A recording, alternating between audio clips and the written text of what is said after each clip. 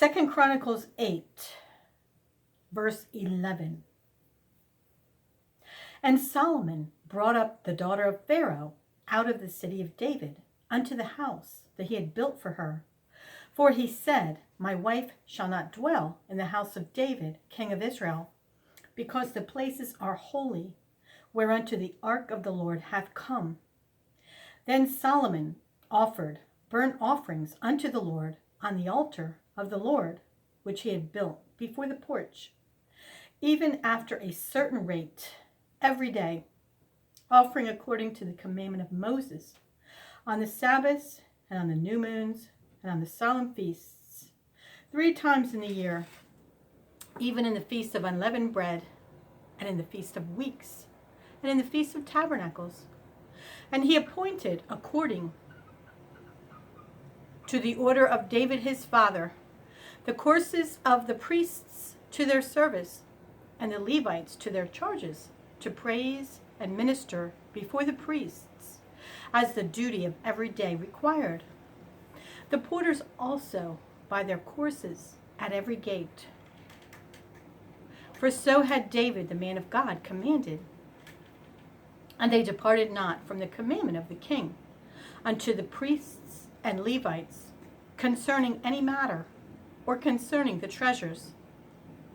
Now all the work of Solomon was prepared unto the day of the foundation of the house of the Lord, and until it was finished.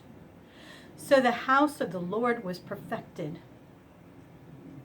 Then went Solomon to Ezion-Geber and to Eloth at the seaside in the land of Edom. And Huram sent him by the hands of his servants' ships, and servants that had knowledge of the sea. And they went with the servants of Solomon to Ophir, and took thence 450 talents of gold, and brought them to King Solomon. And when the queen of Sheba heard of the fame of Solomon, she came to prove Solomon with hard questions at Jerusalem, with a very great company, and camels that bear spices, and gold in abundance, and precious stones. And when she was come to Solomon, she communed with him of all that was in her heart. And Solomon told her all her questions, and there was nothing hid from Solomon which he told her not. And when the queen of Sheba had seen the wisdom of Solomon, and the house that he had built, and the meat of his table, and the sitting of his servants, and the attendance of his ministers, and their apparel, his cupbearers also, and their apparel, and his ascent by which he went up into the house of the Lord, there was no more spirit in her. And she said to the king, It was a true report which I heard in mine own land of thine acts and of thy wisdom. Howbeit, I believed not their words until I came, and mine eyes had seen it. And behold, the one half of the greatness of thy wisdom was not told me, for thou exceedest the fame that I heard. Happy are thy men, and happy are these thy servants, which stand continually before thee, and hear thy wisdom. Blessed be the Lord thy God, which delighted in thee, to set thee on his throne to be king, for the Lord thy God, because thy God loved Israel, to establish them forever. Therefore made he thee king over them, to do judgment and justice. And she gave the king 120 talents of gold, and of spices great abundance, and precious stones. Neither was there any such spice as the queen of Sheba gave King Solomon. And the servants also of Huram, and the servants of Solomon, which brought gold from Ophir, brought algum trees and precious stones. And the king made of the algum trees terraces to the house of the Lord, and to the king's palace, and harps and psalteries for singers. And there were none such seen before in the land of Judah. And King Solomon gave to the queen of Sheba all her desire, whatsoever she asked, beside that which she had brought unto the king. So she turned and went away to her own land, she and her servants. Now the weight of gold that came to Solomon in 1 year was 660 talents of gold, beside that which chapmen and merchants brought, and all the kings of Arabia and governors of the country brought gold and silver to Solomon. And King Solomon made 200 targets of beaten gold. 600 shekels of beaten gold went to one target, and 300 shields made he of beaten gold. 300 shekels of gold went to one shield.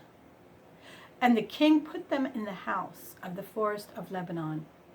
Moreover, the king made a great throne of ivory and overlaid it with pure gold. And there were 6 steps to the throne, with a footstool of gold, which were fastened to the throne, and stays on each side of the sitting place, and 2 lions standing by the stays. And 12 lions stood there on the one side, and on the other upon the 6 steps. There was not the like made in any kingdom. And all the drinking vessels of King Solomon were of gold. And all the vessels of the house of the forest of Lebanon were of pure gold. None were of silver. It was not anything accounted of in the days of Solomon. For the king's ships went to Tarshish with the servants of Huram. Every 3 years, once came the ships of Tarshish, bringing gold and silver, ivory and apes and peacocks. And King Solomon passed all the kings of the earth in riches and wisdom. And all the kings of the earth sought the presence of Solomon to hear his wisdom that God had put in his heart. And they brought every man his present, vessels of silver and vessels of gold, and raiment, harness, and spices, horses and mules, a rate year by year.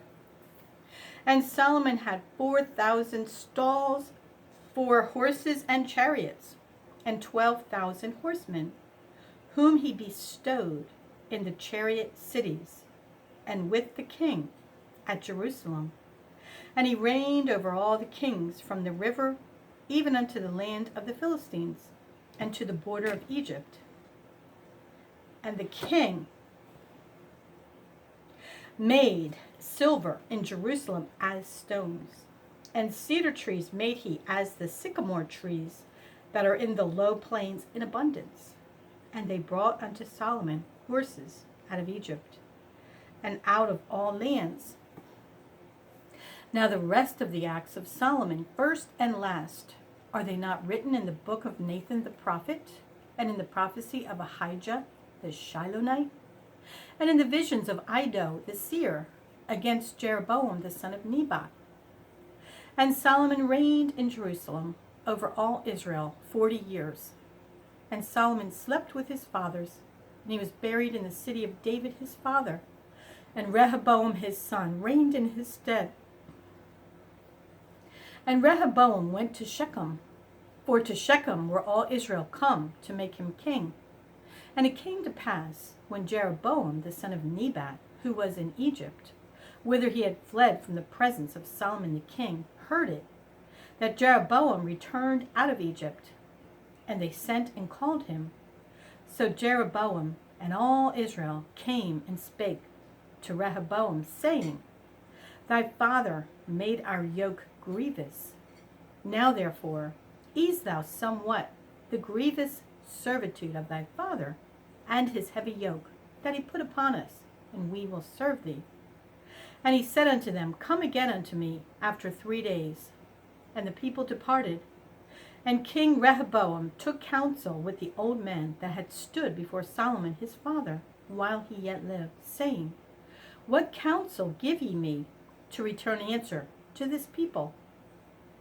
And they spake unto him, saying, If thou be kind to this people, and please them, and speak good words to them, they will be thy servants forever. But he forsook the counsel which the old men gave him, and took counsel with the young men that were brought up with him, that stood before him, And he said unto them, What advice give ye, that we may return answer to this people, which have spoken to me, saying, Ease somewhat the yoke that thy father did put upon us? And the young men that were brought up with him spake unto him, saying, Thus shalt thou answer the people that spake unto thee, saying, Thy father made our yoke heavy, but make thou it somewhat lighter for us. Thus shalt thou say unto them, My little finger shall be thicker than my father's loins. For whereas my father put a heavy yoke upon you, I will put more to your yoke. My father chastised you with whips, but I will chastise you with scorpions. So Jeroboam and all the people came to Rehoboam on the third day, as the king bade, saying, Come again to me on the third day. And the king answered them roughly. And King Rehoboam forsook the counsel of the old men, and answered them after the advice of the young men, saying, My father made your yoke heavy, but I will add thereto. My father chastised you with whips, but I will chastise you with scorpions. So the king hearkened not unto the people, for the cause was of God, that the Lord might perform his word, which he spake by the hand of Ahijah the Shilonite to Jeroboam the son of Nebat. And when all Israel saw that the king would not hearken unto them, the people answered the king, saying, What portion have we in David? And we have none inheritance in the son of Jesse. Every man to your tents, O Israel. And now, David, see to thine own house. So all Israel went to their tents. But as for the children of Israel that dwelt in the cities of Judah, Rehoboam reigned over them. Then King Rehoboam sent Hadoram, that was over the tribute, and the children of Israel stoned him with stones that he died. But King Rehoboam made speed to get him up to his chariot to flee to Jerusalem. And Israel rebelled against the house of David unto this day. Romans 8, verse 9 through 21. But ye are not in the flesh, but in the Spirit, if so be that the Spirit of God dwell in you. Now if any man have not the Spirit of Christ, he is none of his. And if Christ be in you, the body is dead because of sin, but the Spirit is life because of righteousness. But if the Spirit of him that raised up Jesus from the dead dwell in you, he that raised up Christ from the dead shall also quicken your mortal bodies by his Spirit that dwelleth in you.